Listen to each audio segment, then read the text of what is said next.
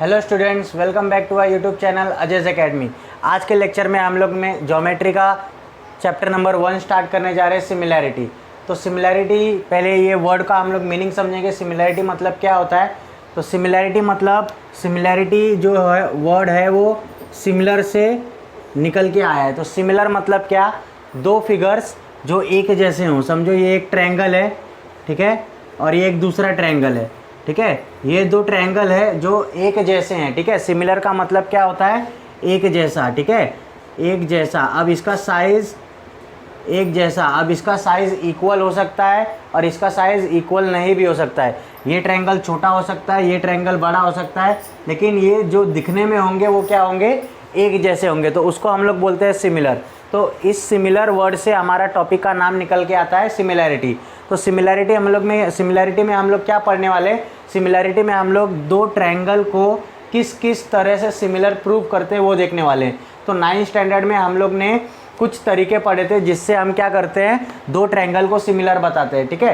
तो इन दो ट्रायंगल को सिमिलर बताने के लिए जो तरीका यूज़ करते हैं उसको हम लोग टेस्ट ऑफ सिमिलैरिटी बोलते हैं। क्या बोलते हैं? टेस्ट ऑफ सिमिलैरिटी, ठीक है। तो टेस्ट ऑफ सिमिलैरिटी में हम लोग ने 3 टाइप के टेस्ट देखे थे। सबसे पहला टेस्ट है SSS टेस्ट, ठीक है। फिर दूसरा है SAS टेस्ट, ठीक है, और थर्ड वन है AA टेस्ट, ठीक है, AA टेस्ट। आई बात समझ में? तो SSS टेस्ट, SAS टेस्ट और AA टेस्ट, ये 3 टाइप के टेस्ट हम लोग 10th स्टैंडर्ड में भी देखने वाले हैं। तो इन तीनों टेस्ट का हम लोग यूज़ करते हैं कोई भी दो ट्रायंगल को सिमिलर प्रूफ करने के लिए। तो SSS टेस्ट में क्या होता है?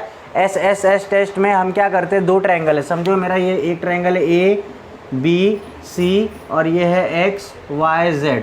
तो हम क्या बताते हैं कि इनके जो करस्पॉन्डिंग साइड्स है ना, करस्पॉन्डिंग साइड वो क्या होंगे? आपस में प्रोपोर्शन में होंगे। तो अगर तीनों साइड आपस में क्या होंगे? तीनों साइड इन दोनों ट्रायंगल के आपस में प्रोपोर्शन में होंगे। मतलब अगर AB अपॉन XY ये इज इक्वल टू हो जाएगा BC upon YZ is equal to ये AC अपॉन XZ, ठीक है। अगर ये तीनों भी साइड का जो हम रेशियो लेंगे वो अगर इक्वल आ जाएगा तो हम क्या बोलेंगे? Sides are in proportion. तो SSS टेस्ट में हम यही करते हैं कि हम तीनों साइड को क्या बताते हैं? तीनों साइड को प्रोपोर्शन में बताते हैं। तीनों साइड को प्रोपोर्शन में मतलब ये तीनों साइड का जो रेशियो आएगा ना वो कोई एक इक्वल नंबर आएगा, ठीक है। समझो 5 आ गया, 2 आ गया, 1/4 आ गया, ऐसे कोई भी एक इक्वल नंबर आएगा। आई बात समझ में? फिर SAS टेस्ट में हम क्या करते हैं? SAS टेस्ट में हम इन दोनों ट्रायंगल के किसी दो साइड को क्या बताते हैं? हम लोग प्रोपोर्शन में बताते हैं, और किसी एक एंगल को, उन दोनों साइड, समझो मैंने अगर AB और BC ले लिया, XY और YZ ले लिया, तो इनके बीच में जो एंगल बनेगा ना, एंगल B और एंगल Y, वो एंगल क्या होगा? कॉन्ग्रुएंट होगा। और AA टेस्ट में हम क्या बताते हैं? AA टेस्ट में हम कोई भी दो एंगल को क्या बताते हैं? कॉन्ग्रुएंट बताते हैं। तो ये सिमिलैरिटी में हम लोग किसी भी ट्रायंगल को कैसे सिमिलर प्रूव करें, ये 3 टेस्ट यूज़ करते हैं। आई बात समझ में? तो ये तीनों टेस्ट हम लोग आगे भी देखने वाले हैं, एक्सरसाइज 1.2, एक्सरसाइज 1.3 में भी देखने वाले हैं। लेकिन सिमिलैरिटी में 10th स्टैंडर्ड में हम लोग जो सबसे पहला टॉपिक देखने वाले हैं वो है ratios of area of 2 triangles, ठीक है। पहला टॉपिक क्या है? Ratio of areas of 2 triangle. तो अब ratio of area of 2 triangle मतलब क्या? ठीक है, समझो मेरे पास दो ट्रायंगल है, मैं इधर टॉपिक का नाम लिख देता हूँ, ratio of areas of triangles, ठीक है। तो समझो मेरे पास दो ट्रायंगल है, ठीक है। एक ट्रायंगल है ABC और दूसरा ट्रायंगल है मेरे पास है XYZ। अब इसमें हम लोग को कुछ बोला नहीं है कि ये दोनों ट्रायंगल सिमिलर है कि नहीं है, ये हमको कुछ भी नहीं बोला है, ठीक है। हम सिंपली क्या करेंगे? इन दोनों ट्रायंगल का क्या निकालेंगे? रेशियो निकालेंगे। तो सबसे पहले रेशियो एरियाज़ की बात आ रही है ना, एरियाज ऑफ ट्रायंगल की बात आ रही है, तो हम लोग सबसे पहले देखेंगे कि किसी भी ट्रायंगल का एरिया क्या होता है, ठीक है। तो एरिया ऑफ ट्रायंगल का फॉर्मूला क्या होता है? एरिया ऑफ ट्रायंगल का फॉर्मूला होता है half into base into height, है ना। ये एरिया ऑफ ट्रायंगल का फॉर्मूला होता है, ठीक है, half into base into height. अब इस वाले ट्रायंगल ABC का हाइट क्या होगा? तो किसी भी ट्रायंगल का मैं 3 हाइट बना सकता हूँ। कितना हाइट बना सकता हूँ? 3 हाइट बना सकता हूँ, ठीक है। तो समझो मैंने यहाँ से एक हाइट बनाया, ठीक है, जो इसको परपेंडिकुलर साइड BC को, और इस पॉइंट को मैंने नाम दे दिया D। तो अगर AD मेरा हाइट है तो बेस क्या हो जाएगा मेरा, BC हो जाएगा। आई बात समझ में। और समझो यहाँ से मैंने XM को मैंने अगर हाइट माना, XM को अगर हाइट माना तो मेरा YZ जो है वो क्या हो जाएगा, बेस हो जाएगा। आई बात समझ में। अगर सिमिलरली मैंने B से अगर कोई हाइट ड्रॉ की, B से अगर हाइट ड्रॉ की तो मेरा AC बेस हो जाएगा। अगर मैंने C से कोई हाइट ड्रॉ की तो AB मेरा बेस हो जाएगा। यहाँ पे अगर मैंने Y से कोई हाइट ड्रॉ की, ठीक है, समझो Y से मैंने एक हाइट ड्रॉ की जो XZ को क्या है, परपेंडिकुलर है, तो हाइट X जो भी आएगा ये लाइन हो जाएगी और बेस मेरा XZ हो जाएगा। और सिमिलरली Z से अगर कोई हाइट ड्रॉ करूँगा तो XY मेरा क्या हो जाएगा, बेस हो जाएगा। तो किसी भी ट्रायंगल की मैं कितनी हाइट बना सकता हूँ, टोटल तीन हाइट बना सकता हूँ। तीन वर्टेक्स से तीन हाइट बन सकती है। आई बात समझ में। 3 वर्टेक्स से 3 हाइट बन सकती है। तो समझो मैंने ये हाइट बना दी AD और ये हाइट बना दी XM। अब अगर मुझे इस ट्रायंगल का एरिया लिखना है, इस ट्रायंगल का एरिया, तो ये क्या हो जाएगा, area of triangle ABC is equal to half into base क्या है, देखो बेस जहाँ से हाइट बना है उसके परपेंडिकुलर में BC है, तो half into base into height क्या है मेरा AD है, half into BC into AD। ये एरिया ऑफ ट्रायंगल ABC हो गया। Similarly area of triangle XYZ क्या हो जाएगा, XYZ हो जाएगा हाफ मल्टीप्लाई बाय बेस क्या है YZ है, ठीक है, YZ है, और हाइट क्या है उसका XM है, इंटू XM। आई बात समझ में, ठीक है। अब इन दोनों ट्रायंगल का मैंने क्या निकाल लिया, एरिया निकाल लिया ना, इनका एरिया निकाल लिया। अब मुझे क्या लेना है, रेशियो लेना है। क्या लेना है, रेशियो मतलब क्या करूँगा, इन दोनों के एरियाज़ को मैं क्या कर दूंगा, डिवाइड कर दूंगा। तो ये हो जाएगा area of triangle ABC divided by area of triangle XYZ, ठीक है। तो इनका रेशियो अगर मैं डिवाइड करूँगा तो देखो ऊपर वाले में ऊपर वाले की वैल्यू आ जाएगी half into BC multiply by AD, ठीक है, और एरिया ऑफ ट्रायंगल XYZ का क्या हो जाएगा, half multiply by YZ multiply by XM, ठीक है, मल्टीप्लाई बाय XM। अब देखो इन दोनों में से हाफ तो कैंसिल हो गया, ऊपर नीचे हाफ है तो क्या हो गया, कैंसिल हो गया। मतलब कोई भी दो ट्रायंगल का अगर रेशियो लूँगा, ठीक है, ये क्या बच गया, देखो BC उसका एक ट्रायंगल का बेस है और AD क्या है उसका हाइट है, YZ इस ट्रायंगल का बेस है और XM इस ट्रायंगल का हाइट है। तो मतलब मुझे इधर से क्या समझ में आया कि अगर मैं किसी भी दो ट्रायंगल का अगर रेशियोज लूँगा एरिया का, तो वो किसके इक्वल होगा, वो इक्वल होगा उसके बेस के, ठीक है, बेस इंटू हाइट। समझ में आया, वो किसके इक्वल होगा, बेस इंटू हाइट। तो अगर मैं ऊपर वाले ट्रायंगल के बेस को B1 और B2 बोलूँ, ठीक है, अगर ऊपर वाले बेस को मैं B1 बोलूँ और हाइट को H1 बोलूँ, ठीक है, और नीचे वाले ट्रायंगल को बेस B2 और हाइट H2 बोलूँ, तो ये ऐसा हो जाएगा, ठीक है। एरिया ऑफ ट्रायंगल ABC और area of triangle XYZ is equal to B1 into H1 upon B2 into H2। यहाँ से दो कंडीशन निकल के आती है, ठीक है, इस थ्योरम से दो कंडीशन निकल के आती है, केस 1 और केस 2, ठीक है, केस 1 और केस 2। तो केस 1 क्या बोलता है, केस 1 ये बोलता है कि अगर समझो इन दोनों ट्रायंगल्स का अगर हाइट सेम हो, ठीक है, इन दोनों ट्रायंगल का हाइट सेम हो, तो केस 1 बोलता है if height of the triangles are same या फिर equal, if height of the triangles are same या फिर इक्वल बोला, if height of the triangles are same या फिर इक्वल। तो हाइट अगर सेम है, इक्वल है, तो हाइट अगर सेम है तो हाइट कैंसिल हो जाएगा ना, ऊपर नीचे से क्या बच जाएगा, सिर्फ बेस बच जाएगा, ठीक है।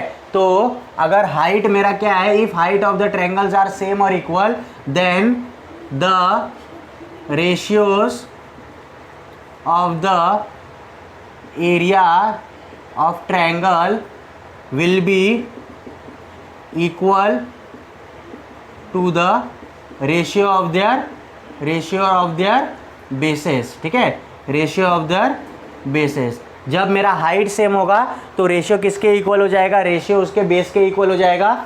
और सेकंड कंडीशन क्या बोला है, सेकंड कंडीशन बोला है केस 2, ठीक है, if the base of the triangle, if the base of the triangle are equal या फिर सेम, ठीक है, तो रेशियो किसके इक्वल हो जाएगा, ratio of the triangle, ratio of the areas of triangle equal to their corresponding height हो जाएगा, ठीक है। Ratio of area of triangle is equal to ratio of corresponding heights हो जाएगा। ठीक है, यहाँ से हमको दो चीज़ समझ में आई कि सबसे पहले तो थ्योरम समझ में आया। सबसे पहले थ्योरम क्या समझ में आया कि दो ट्रायंगल का ratio of area of triangle अगर निकालूंगा तो वो किसके इक्वल आ जाएगा, उनके बेस इंटू हाइट, और समझ में आया बेस इंटू हाइट के बराबर हो जाएगा। ठीक है, ऊपर वाले ट्रायंगल का, ठीक है, पहले वाले ट्रायंगल का बेस इंटू हाइट जिसको मैंने b1 और h1 लिया है, और सेकेंड वाला b2 इंटू h2।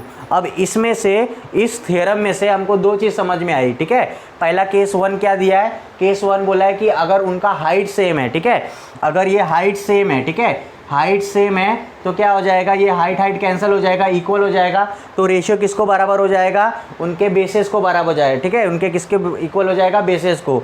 आई बात समझ में। और अगर b1 और b2 ये इक्वल है, ठीक है, b1 और b2 ये इक्वल है, ठीक है, तो ये कैंसिल हो जाएगा और रेशियो किसके बराबर हो जाएगा, h1 अपॉन h2 के बराबर हो जाएगा। ठीक है, तो यहाँ पे हम लोग ने चैप्टर नंबर 1 सिमिलैरिटी का बेसिक्स देखा, जिसमें हम लोग ने पहला चीज़ देखा ratios of area of two triangle.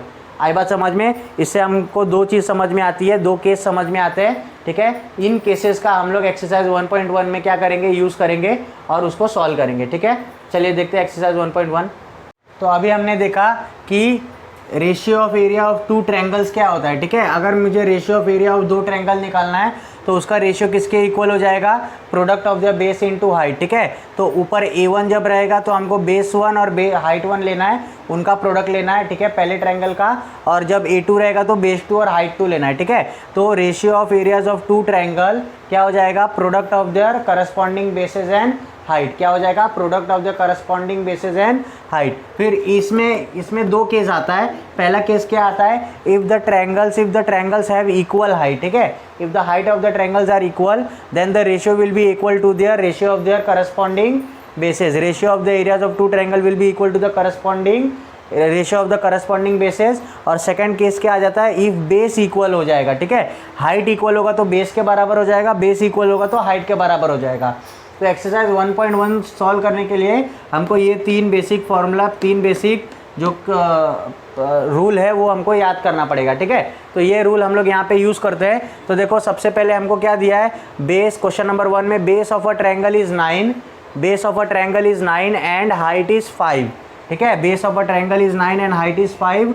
Base of another triangle is 10 and height is 6। ठीक है, इधर सेंटीमीटर नहीं दिया है, सिर्फ यूनिट दिया है। ठीक है, सिर्फ नंबर दिया है।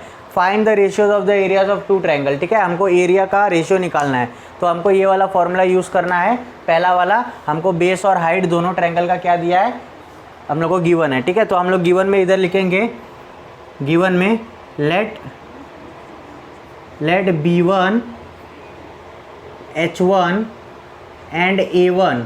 ठीक है, हम तीनों चीज़ एक साथ में लिखेंगे। Let b1 h1 and a1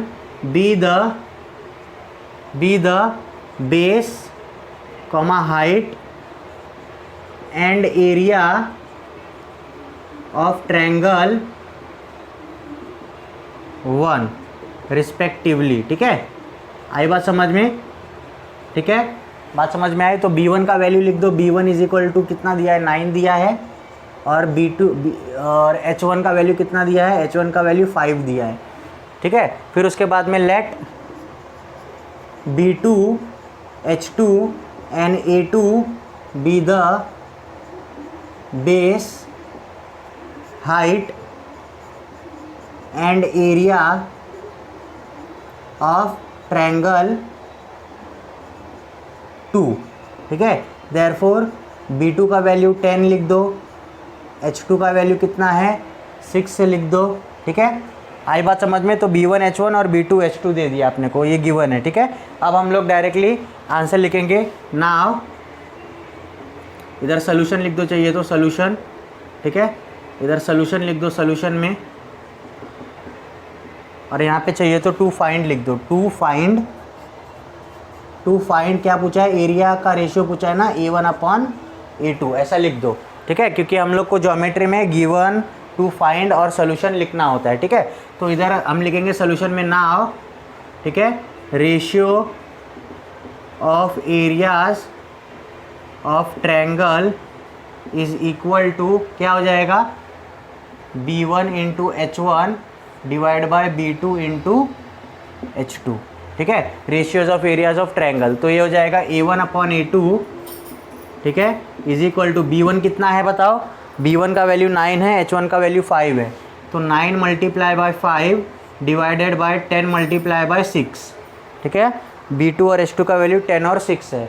अब देखो यहाँ पे कैंसिल होएगा ना, ठीक है, ये कैंसिल होगा ना, देखो ये 5 1 सा जाएगा, ठीक है, ये 5 2 सा जाएगा, बात समझ में आई, ये 3 3 सा जाएगा और ये 3 2 सा जाएगा, तो इधर क्या मिल गया 3 इंटू 1 अपॉन 2 मल्टीप्लाई बाय 2, तो 3 इंटू 1 3, देयरफॉर A1 का और अपॉन A2 का वैल्यू कितना हो जाएगा, 3 इंटू 1 3 और 2 2 सा 4, तो हमको A1 अपॉन A2 का वैल्यू क्या मिल गया, 3 अपॉन 4 मिल गया। आई बात समझ में, तो लास्ट में आंसर लिख देना। देयरफॉर जो क्वेश्चन में पूछा था, क्या पूछा था, find the ratios of area of two triangle, तो ratios of areas of two triangle is 3 upon 4, ठीक है। तो ऐसे आप लोग ये सम सॉल्व करोगे, काफ़ी आसान सम है, बस ये जो 3 फॉर्मूलेज है वो हमको याद रखना है, ठीक है। अब देखते हैं क्वेश्चन नंबर 2 क्या है।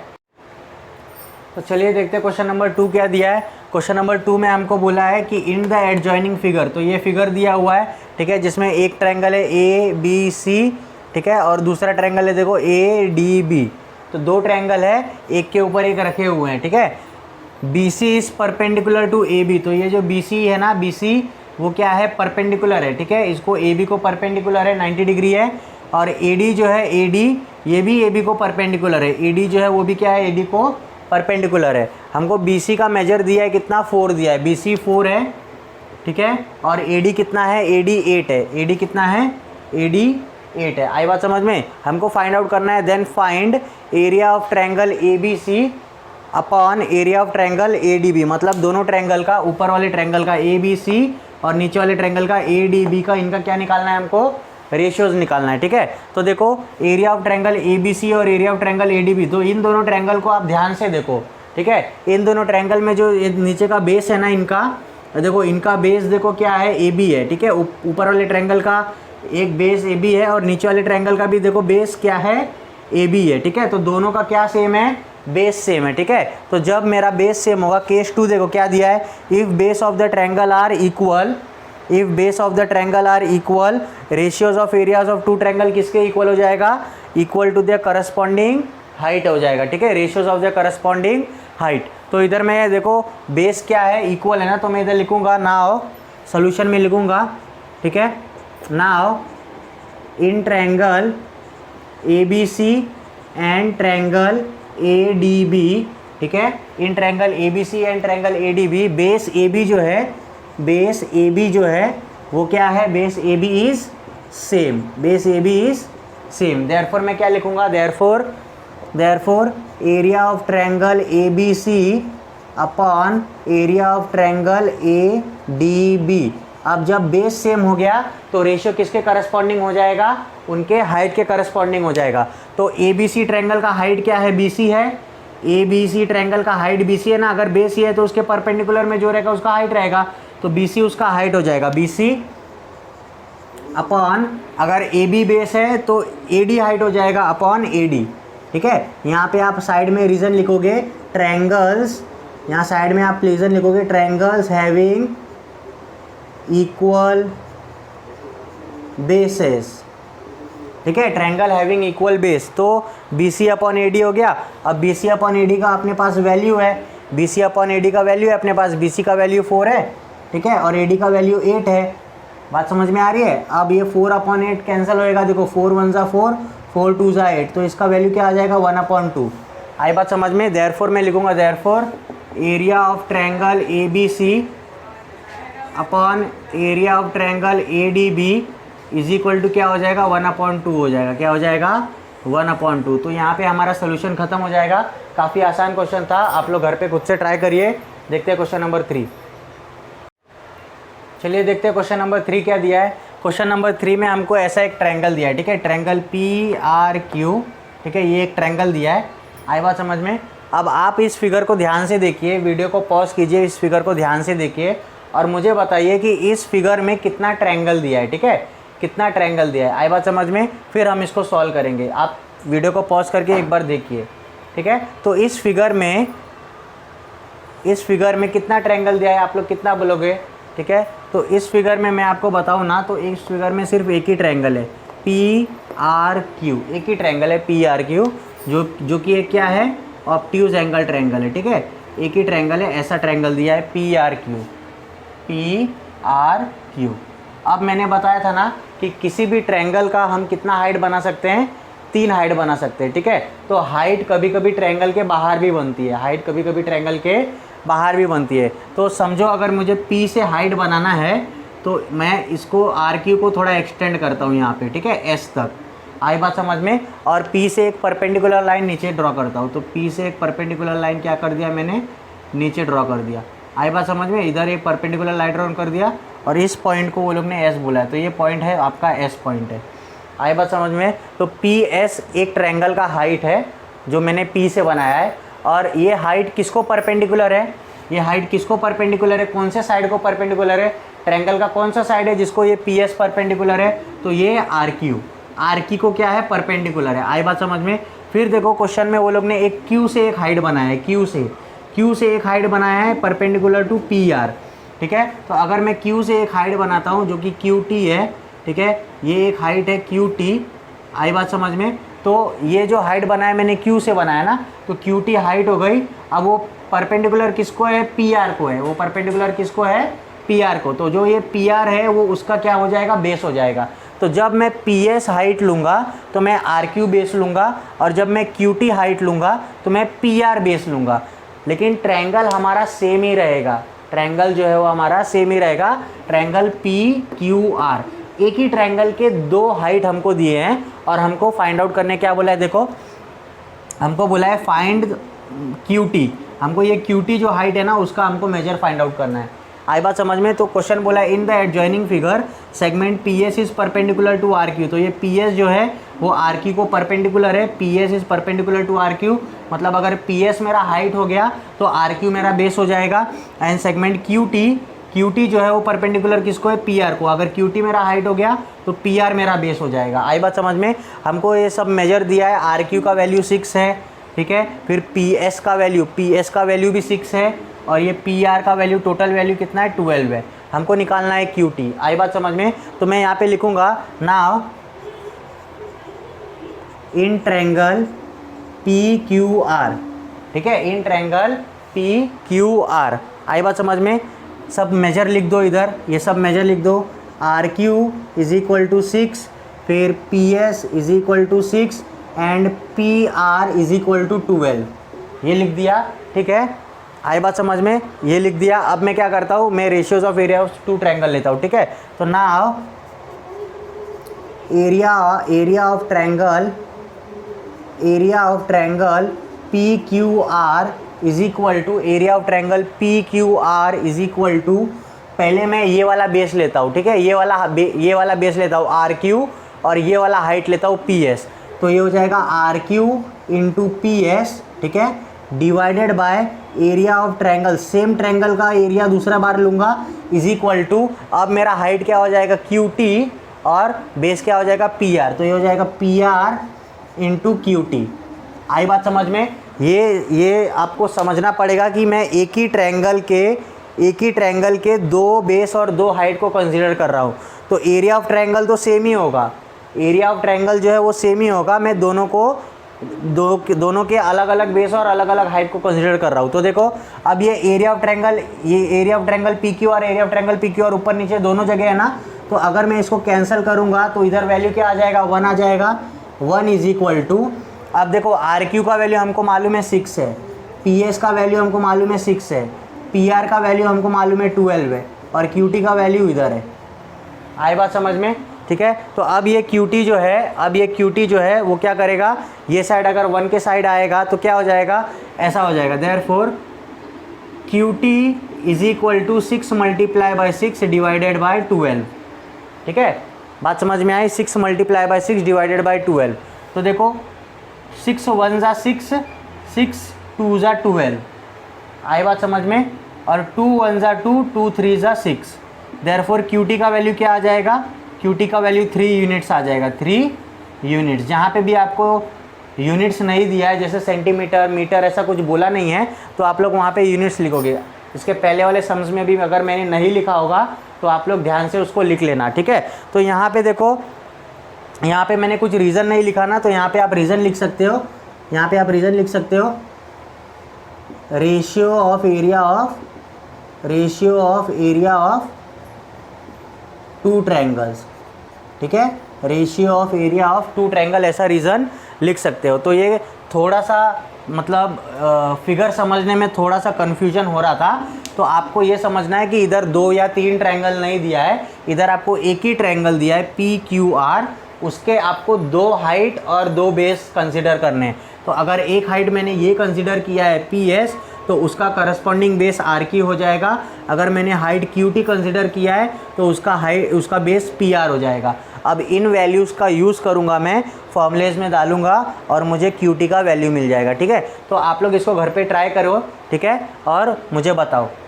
अब देखते हैं क्वेश्चन नंबर 4 क्या है। तो चलिए देखते हैं क्वेश्चन नंबर 4 क्या दिया है। क्वेश्चन नंबर 4 में हमको ऐसा एक फिगर दिया है, ठीक है। इस फिगर में क्या बोला है कि ये जो AD है ना, AD वो पैरेलल है BC को, ये जो AD है वो पैरेलल है BC को, ठीक है, और AP जो है वो परपेंडिकुलर है, ये AP जो है वो परपेंडिकुलर है BC को। AD है पैरेलल है BC को, AP है परपेंडिकुलर BC को।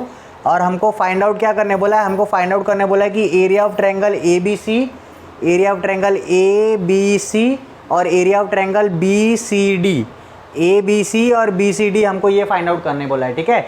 तो आप लोग अगर इसको ध्यान से देखोगे तो एरिया ऑफ ट्रायंगल ABC में भी BC आ रहा है, एरिया ऑफ ट्रायंगल ABC में भी BC आ रहा है, और एरिया ऑफ ट्रायंगल BCD में भी BC आ रहा है। मतलब क्या, इन दोनों ट्रायंगल में BC क्या आ रहा है, BC क्या आ रहा है, कॉमन आ रहा है, सेम आ रहा है ना। तो देखो ABC ट्रायंगल में BC क्या है, बेस है, ABC ट्रायंगल में BC क्या है, बेस है, और AP उसका क्या है, हाइट है। तो इस वाले ट्रायंगल में भी अगर BCD में अगर मैं BC को बेस बता दूं तो क्या हो जाएगा, मेरा काम आसान हो जाएगा। तो बेस सेम बोल के मैं क्या कर दूंगा, हाइट के प्रोपोर्शन में ले लूँगा एरिया को, ठीक है। अब ये जो BCD ट्रायंगल है, BCD उसका मैं हाइट कहाँ बनाऊँ, ये जो BCD ट्रायंगल है, तो देखो ये BCD ट्रायंगल ऐसा ट्रायंगल है, ऑब्ट्यूज एंगल ट्रायंगल है ना, BCD ऐसा ट्रायंगल है। तो अगर मैं D से एक परपेंडिकुलर लाइन बनाता हूँ तो क्या हो जाएगा, वो उसका हाइट बन जाएगा ना। तो मैं क्या करता हूँ, मैं एक परपेंडिकुलर लाइन ड्रॉ करता हूँ, ठीक है, ड्रॉ परपेंडिकुलर, ऐसा आप कंस्ट्रक्शन में लिख सकते हो, ड्रॉ अ परपेंडिकुलर BD, इसको मैं E नाम दे देता हूँ, इसको मैं क्या नाम देता हूँ, E नाम देता हूँ, ठीक है। Draw segment DE perpendicular to BC, आई बात समझ में। अब देखो, अब ये एक परपेंडिकुलर लाइन हो गया और ये AP जो परपेंडिकुलर लाइन है वो भी हो गया, ठीक है। अब ये AP और DE में क्या रिलेशन होगा, AP और D में क्या रिलेशन होगा, तो देखो 2 पैरेलल लाइन है ना, 2 पैरेलल लाइन है, ठीक है। तो 2 पैरेलल लाइन के बीच में जो परपेंडिकुलर डिस्टेंस होता है ना, वो क्या होता है, इक्वल होता है। समझो मैंने एक पैरेलल लाइन इधर से खींची और एक पैरेलल लाइन इधर से खींची, तो यहाँ अगर मैं डिस्टेंस मेजर करूँगा तो वो सेम होगा, यहाँ पे अगर डिस्टेंस मेजर करूँगा तो ये दोनों सेम होंगे। अगर मैं कहाँ यहीं पे इधर कहीं पे मैं डिस्टेंस मेजर करूँगा तो सब जगह मुझे क्या मिलेगा, इक्वल डिस्टेंस मिलेगा। जैसे आपकी रेलवे ट्रैक्स होती है ना, रेलवे ट्रैक्स कैसी होती है, पैरेलल्स होती है ना, तो उनके बीच में जो डिस्टेंस होता है ना, परपेंडिकुलर डिस्टेंस, वो क्या होता है, सेम होता है। मतलब क्या, अगर मैंने AD और BC के बीच में परपेंडिकुलर लाइन खींची तो वो इक्वल होनी चाहिए। तो ये जो AP है वो भी परपेंडिकुलर है AD और BC के बीच में, और जो DE है वो भी क्या है, परपेंडिकुलर है AD और BC के बीच में, आई बात समझ में। तो ये जो AP है और DE है वो आपस में क्या हो जाएगा, इक्वल हो जाएगा, कॉन्ग्रुएंट हो जाएगा, आई बात समझ में। तो यहाँ पे मैं अगर इसका सोल्यूशन लिखना चाहूँ तो ऐसे लिखूँगा, सबसे पहले तो गिवन लिख दो, गिवन में आपको क्या क्या लिखना होता है, जो क्वेश्चन में दिया है वो लिख दो। जैसे AP is perpendicular to BC, ठीक है, AD is parallel to BC, ठीक है, ऐसा जो भी गिवन रहेगा वो लिख दो क्वेश्चन में, ठीक है। फिर उसके बाद में हमको कंस्ट्रक्शन करना है ना, तो हम इधर लिखेंगे draw segment DE perpendicular to BC, draw segment DE perpendicular to BC, BC के परपेंडिकुलर में एक सेगमेंट बनाना है DE। आई बात समझ में? अब लो अब दो ट्रायंगल ले लो, इन ट्रायंगल ABC और इन ट्रायंगल BCD, ठीक है। Now in triangle ABC and triangle ABC and triangle BCD, ठीक है। In triangle ABC and triangle BCD में ये जो बेस BC है ना, वो क्या है, बेस BC क्या है, सेम है, कॉमन है, ठीक है। तो मैं इधर लिखूंगा बेस BC इज सेम या फिर इक्वल या फिर कॉमन, ठीक है, इज कॉमन बेस है, ठीक है। Base BC is common. तो अब इनका रेशियो किसके प्रोपोर्शन में हो जाएगा, इनके हाइट के प्रोपोर्शन में। लेकिन और एक चीज़ मेरे को पता है कि जो AP है और DE है वो क्या है, आपस में इक्वल है।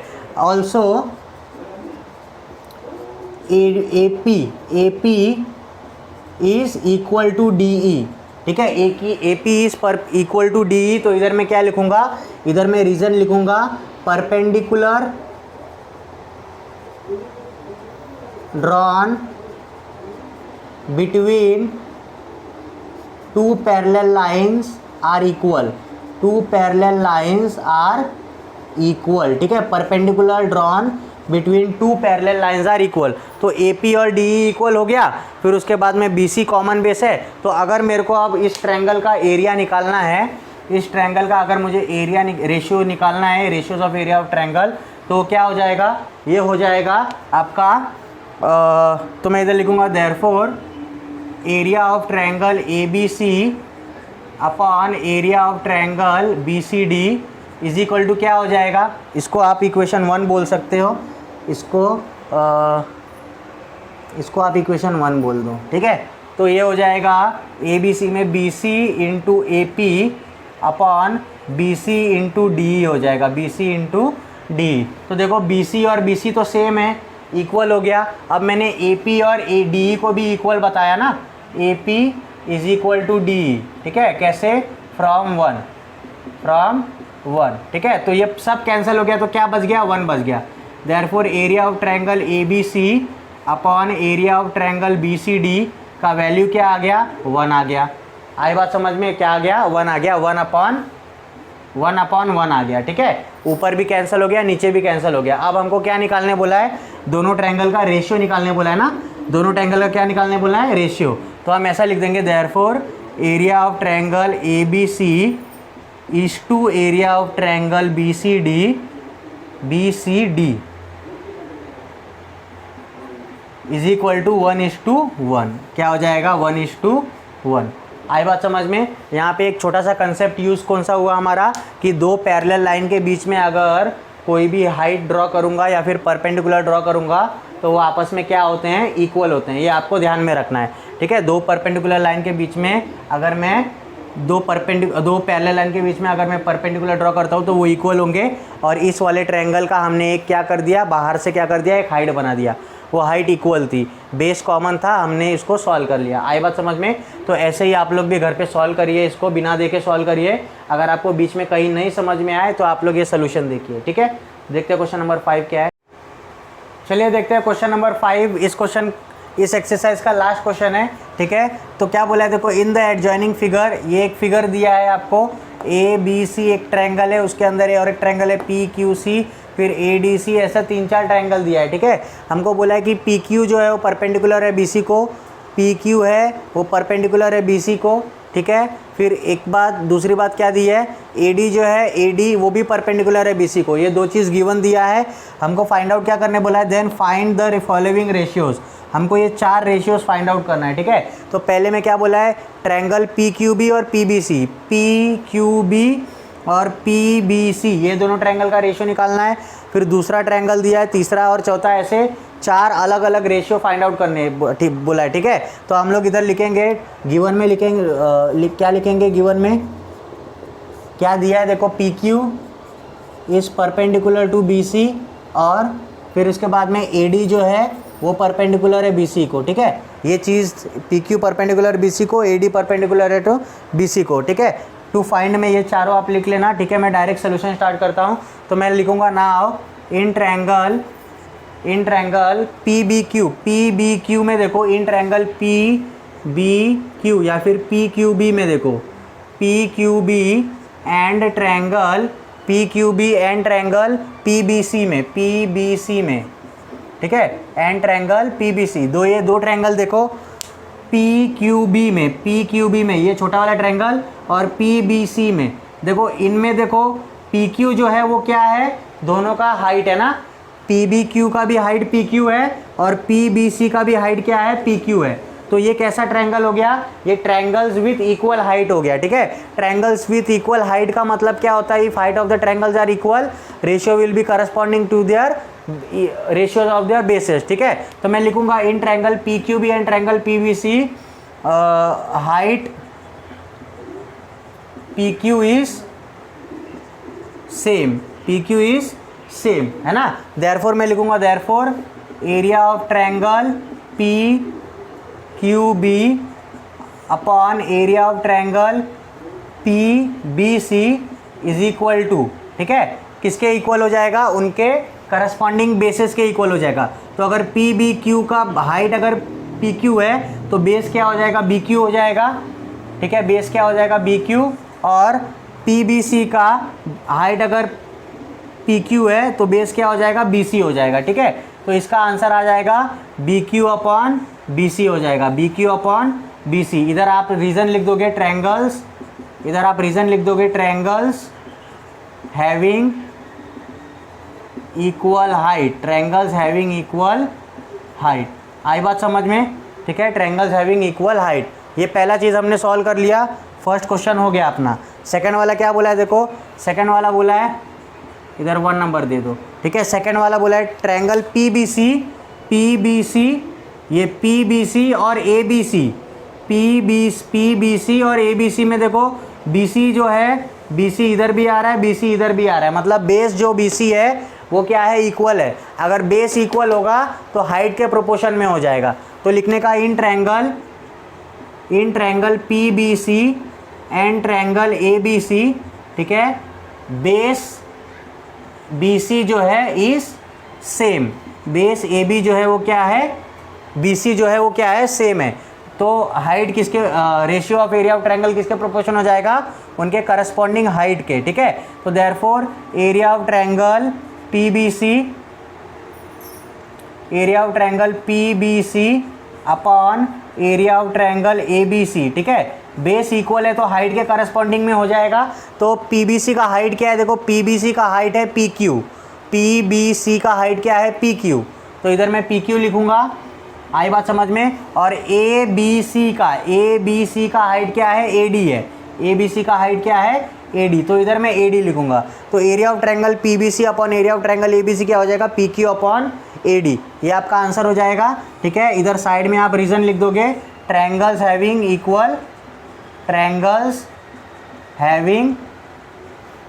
इक्वल बेसेस, ठीक है। आई बात समझ में। अब जो थर्ड और फोर्थ वन है आप लोग पहले खुद से ट्राई करो, ठीक है, फिर सोल्यूशन देखो मेरा। इसको मैं मिटा देता हूँ यहाँ से।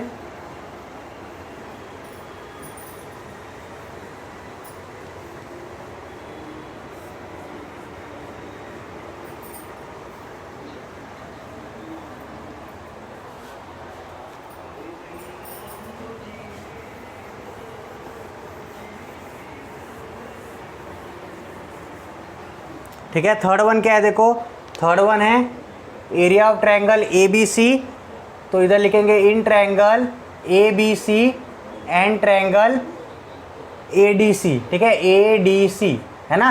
ए बी सी और ए डी सी में देखो क्या है, ए बी सी में और ए डी सी में जो ए डी है वो क्या है, इक्वल है, मतलब हाइट क्या है, इक्वल है। ए बी सी और ए डी सी में हाइट जो है वो क्या है, सेम है या फिर इक्वल है। तो रेशियो किसके प्रोपोर्शन में हो जाएगा, बेस के प्रोपोर्शन में हो जाएगा। तो in triangle A B C and triangle A D C height A D लिखोगे, height A D is same, ठीक है, height A D is same.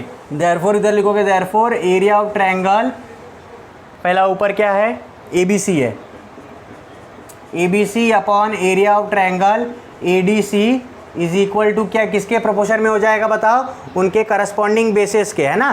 तो base A D C, A B C का base क्या है, A B C का base B C है, ठीक है, और ए डी सी का बेस डी सी है, ठीक है। तो ये आपका आंसर हो जाएगा A B C upon D C. इधर मैं रीजन लिख दूंगा, ट्रायंगल्स हैविंग इक्वल हाइट, ठीक है, ट्रायंगल्स हैविंग इक्वल हाइट, तो ratio will be corresponding to their corresponding bases. आई बात समझ में। अब लास्ट वाला देखो क्या दिया है, एरिया ऑफ ट्रायंगल एडीसी दिया है और पीक्यूसी दिया है। चौथे में देखो in triangle ADC and triangle PQC. Triangle ADC और पीक्यूसी देखो, ट्रायंगल एडीसी और पीक्यूसी है ना, एडीसी और पीक्यूसी में देखो क्या हाइट सेम है क्या दोनों की, एडीसी और पीक्यूसी में हाइट सेम है क्या, नहीं, हाइट सेम नहीं है, ठीक है। और क्या बेस सेम है क्या उनका, पीक्यूसी का बेस क्यूसी है, एडीसी का बेस डीसी है, तो ना तो हाइट सेम है ना तो बेस सेम है, ठीक है। तो मैं क्या करूँगा, डायरेक्टली उनका रेशियो जो होगा उनके प्रोडक्ट के बराबर होगा, product of the base and height, ठीक है। तो मैं लिखूँगा area of triangle A D C upon area of triangle P Q C is equal to A D C का बेस क्या है डीसी और हाइट क्या है एडी, पीक्यूसी का बेस क्या है क्यूसी और हाइट क्या है पीक्यू, ठीक है। आई बात समझ में। ये आपका चौथे का आंसर हो जाएगा। इधर आप रीजन लिखोगे ratios of area of two triangle, ratio of area of two triangles, ठीक है। तो काफ़ी आसान क्वेश्चन है, एक ही क्वेश्चन में आपको 4 क्वेश्चन पूछा है, ठीक है, और काफ़ी आसान है, ठीक है। एक में किसी में बेस इक्वल है, किसी में हाइट इक्वल है, किसी में दोनों इक्वल नहीं है, ठीक है। तो ऐसे ही हमने क्वेश्चन नंबर 5 सॉल्व कर लिया। यहाँ पे हमारा एक्सरसाइज 1.1 ख़त्म हो गया। तो आज हमने सिमिलैरिटी टॉपिक जो है ज्योमेट्री का चैप्टर नंबर 1 वो हमने स्टार्ट किया, उसका पहला एक्सरसाइज ख़त्म भी कर दिया हमने, ठीक है। तो आपको ये वीडियो कैसा लगा आप लोग मुझे कमेंट सेक्शन में बताइए। वीडियो को लाइक करिए आपको अच्छा लगेगा तो, और मुझे कोई भी डाउट हो तो आप लोग कमेंट सेक्शन में पूछ सकते हो और मुझे टेलीग्राम चैनल पे भी पूछ सकते हो, ठीक है। तब तक के लिए थैंक यू।